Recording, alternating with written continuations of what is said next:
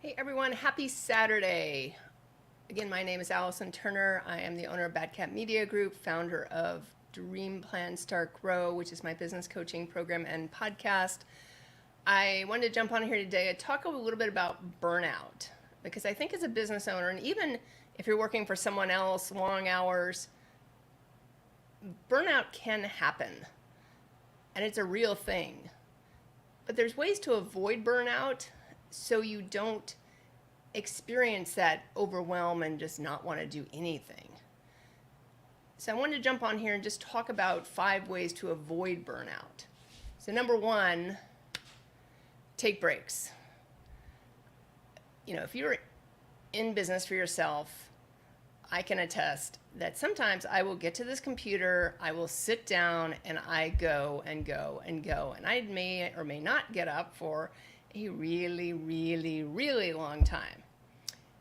Now, right now, I'm drinking this whole gallon of water, so I have to get up, which is probably a good thing because it forces me to get up and kind of realign my spine, walk around a little bit, and it feels good to get up. So oftentimes I may take a break, walk outside, check out the weather, look at the beauty, but take breaks. A lot of people talk about scheduling breaks. I personally don't do that.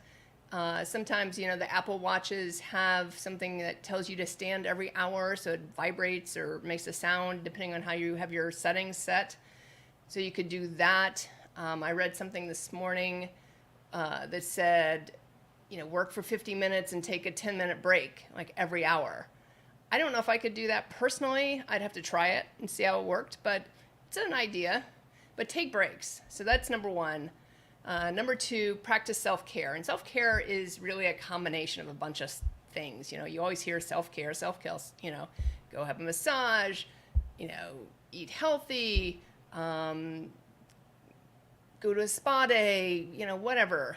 But for me, self-care is really about, what you're putting into your body as far as food, because you'll see, you have a big pasta lunch, and what happens? You're asleep in 2 hours or less than 2 hours, an hour, because that pasta is metabolizing as sugar and carbs, and then you kind of crash. So be aware of what you're putting into your body. That doesn't mean you have to eat all salad. I'm not proposing that. I don't do it. I always prefer other food than salad, or most of the time I prefer other food than salad, although I do eat salads. But do that. Also exercise. And exercise is different for each of us. So, a lot of you comment on my 75 hard or phase 3, and you don't have to do what I'm doing. This is my choice. You make your choice, but do what's right for you. If you want to go outside and walk, awesome, walk. If you want to swim, swim. If you want to do, an exercise video on YouTube at your house, do that. Go to a gym. It really doesn't matter what you do, just do something. So that's number 2. And self-care also includes sleep. And this is probably one of my weakest things. My goal is to get 6 hours of sleep a night, at least during the week. That's my goal. I would say I hit it maybe 25% of the time. But I get up at 4 a.m., so in order for me to do that, I need to be in bed prior to 10 so I can actually go to sleep at 10. So think about your sleep cycle. We need different amounts of sleep depending on who we are and who we're, what our body is telling us. I know people that need less. I know people that need more. Figure out what your body needs. Actually, my optimal is probably between 6 and 7. On the weekends, I probably get more of that, and I get up at 7 a.m. So I stay up a little later. I get up at 7 a.m., and that works for me between 6 and 7. Otherwise, I start getting a headache and all this other stuff. Number 3, connect with others. So that's the third way to avoid burnout. Connect with others. As a business owner, you could get immersed in your work, especially if you're a startup company or you're just building your company. You can get immersed, and it could just, and not see people, not see people for days at a time, but even if you want to meet people, go out to networking groups, interact with other people that way. Because a lot of times, we want to interact with people that are kind of experiencing the same things we're experiencing. So connect that way and make friends. I've made friends through the Chamber of Commerce. people that I might hang out with outside of networking or business events. So that's awesome. So connect with others, whoever that is for you. It could be family, it could be friends, but connect with others. And, number 4, figure out a good hobby. And this is also probably one of my weaker things. I love photography. So now with the advent of these cell phones being great little cameras, I've defaulted to my cell phone as my camera. But I do have a more expensive camera that actually takes really good photos.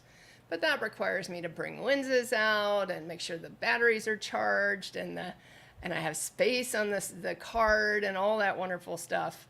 And I end up not doing it very often. But whatever your hobby is, maybe you like to play golf. That could fit into the exercise or the hobby side. Maybe I like to walk in nature. I like to be in nature, not necessarily be on the beach, like sitting on the beach, but I like to walk by the beach. So for me, it kind of fits in with my exercise routine, because that being around, in nature and being able to walk out in nature and hike, even though I'm not really hiking in the streets of Delray Beach, that's beneficial for me. So that's number 4. And number 5, take a vacation. Again, probably another one I don't do enough, but plan a vacation. This is something I do plan. So I already have a vacation planned in May. Now I will probably work some during my vacation. I'll have a computer. I own a business. I'm accountable for my clients or to my clients. But I'll probably work less. So it's all a matter for me of balance. And I love what I do. So for me, it's not really work, but figure out how, ways to shut down yourself. What vacation can you take? And can you go to Europe and disconnect entirely? Do you have someone second in command that can oversee your company while you're doing that?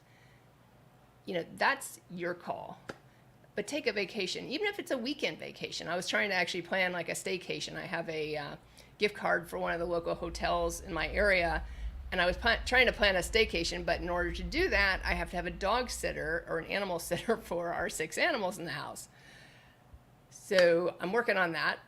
But staycations are great too, because it just gives you a change of scenery. For me, I can have a change of scenery for a day or 2, even the Saturday, Sunday. A lot of times I'm not at my office Saturdays and Sundays. And for me, that's a change of scenery. So today I actually came in this afternoon, but all morning I've been at my house. I've been actually sitting outside on my porch, doing a little bit of work and just relaxing.